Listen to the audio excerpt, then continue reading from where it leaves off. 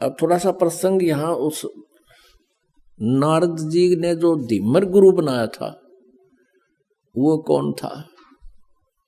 वो एक पुण्य आत्मा थी, किसी समय परमेश्वर कबीर जी की शरण में रहे थे, लेकिन हम कुछ दिनों के बाद इस काल के ज्ञान के ऊपर फिर दोबारा टिक जाते हैं, भगवान की भक्ति त्याग देते हैं।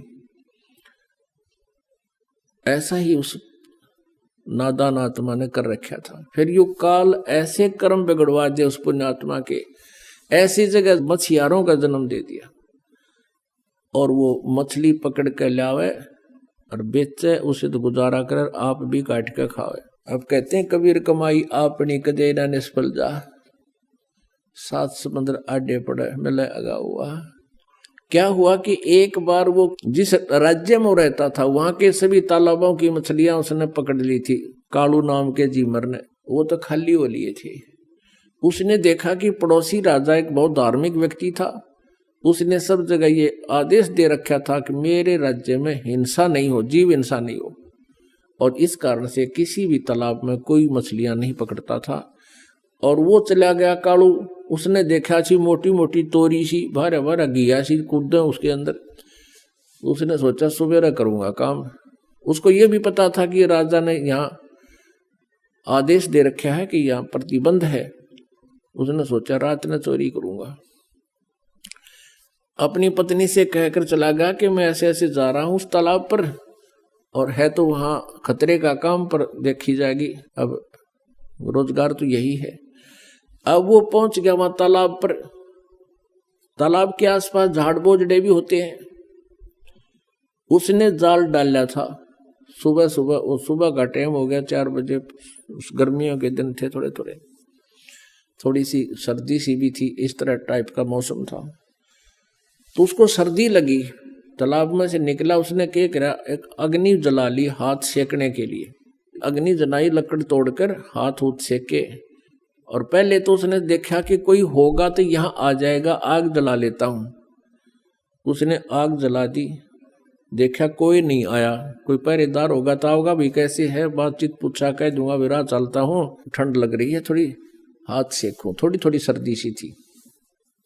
कोई नहीं आया तो उसने जाल डाली थी। उधर से उसी नगरी का राजा, उस क्षेत्र का राजा हाथी पर सवार हो गए, और उसी के साथ साथ से रास्ता था दूसरे शहर में जा रहा था, और एकदम मोड़ मुड़ता था। उस मोड़ के मुड़ते ही राजा का पूरा काफिला एकदम बाहर आया, और उसकी नजर पड़ी, वो सारा ही 4 किले का फैसला था मोड़ का। एकदम घबरा गया वो कालू जीमर कि भाई आज तो बात बिगड़ेगी, राजा आ गया, राज तेरी सजाए मौत होगी, तेने कानून तोड़ दिया। वो डर गया। उसने क्या कर रखा था, एक लंगोट पहन रखा था शरीर पर, बस पानी में बढ़ने की तैयारी थी। तो उसने, और ऊपर बड़े बड़े बाल थे, दाढ़ी थी। उसने और कोई बात ना सूझी बचाओ कि जो राख लकड़ी जला रखी थी वो राख थी, उस राख को सारे शरीर पर, मुंह पर सारे ला के, और वहीं बैठ गया। वो धुआं सा बना हुआ था, थोड़ी थोड़ी आग सलग रही थी, साधु रूप बना के बैठ गया। वो राजा था धार्मिक, उसने देखा महात्मा बैठा है, वहीं काफिला रखवा लिया। अकरों को हाथी से नीचे उतारो, अंबारी वो लगा दी पड़ी थी, वो नीचे उतार दिया, और वो आंखें खोल कर देखा कि ले भाई मर गया आज तो तुम, आधी आधी खोल और फिर बंद कर लेगा, आज मर गया, तो आ गया तेरी तरफ। उसने सोचा और कोई चारा भी नहीं है, अगर बच गया तो इससे मुद्रा में बच गया। राजा ने आवाज लगाई, प्रणाम किया, राम राम बोलिया। वो कड़ा बोला, बोलते पिछने पहचाना जा, कति मौन धारण कर गया। अब राजा ने सोची वे साधु संत अपनी भक्ति करते हैं, इनको गणा छेड़ा छाड़ी नहीं करनी चाहिए। 5 असरफी सोने की असरफी होती थी अच्छी, 10-10 ग्राम की, और वो 5 असरफी वहां पूजा रूप में उसके चरणों के पास रख दी। राजा थोड़ी देर बैठा, प्रणाम करके चल पड़ा। उधर से उसके डरते की, क्योंकि पिछले संस्कार अच्छे थे, उसका वो समाधिस्थ हो गया। और ऊपर सोपन सा देख रहा है। उधर से उसकी पत्नी को चिंता हुई कि आया नहीं, दिन के 10 बज गए। वो चली करते हैं जिस सरोवर का वो कह के गया था, वहीं जाकर देखा तो क्या कर रहा है, साधु बना बैठा।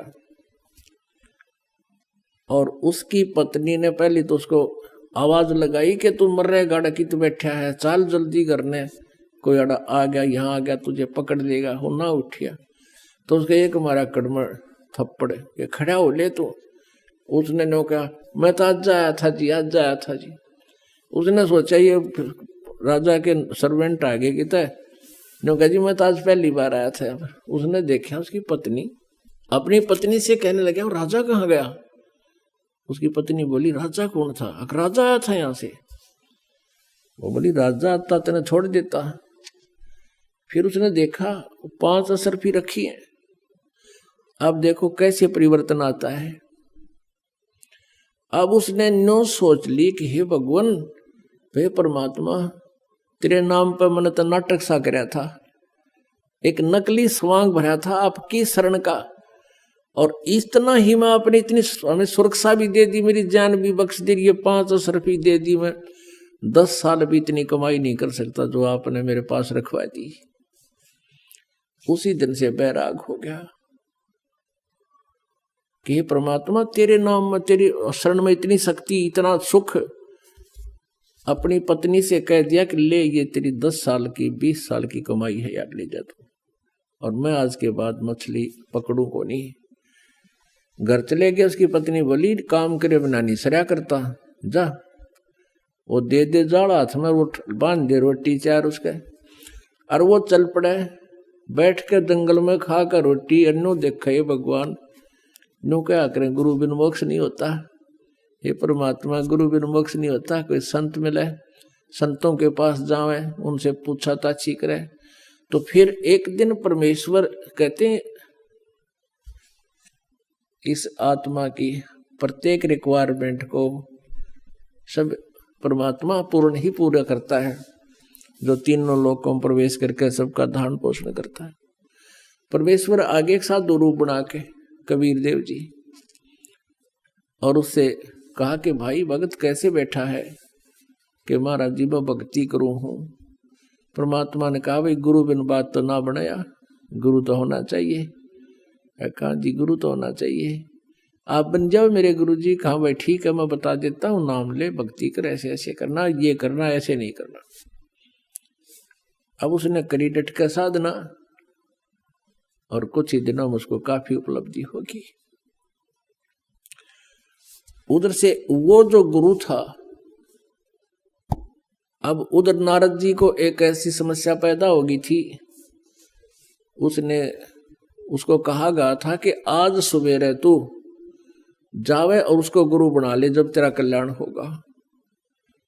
तो सवेरे सवेरे वो जा रहा था किसी घाट के स्नान करने के लिए, आगे से वो कालू झीमर मिल गया उसने।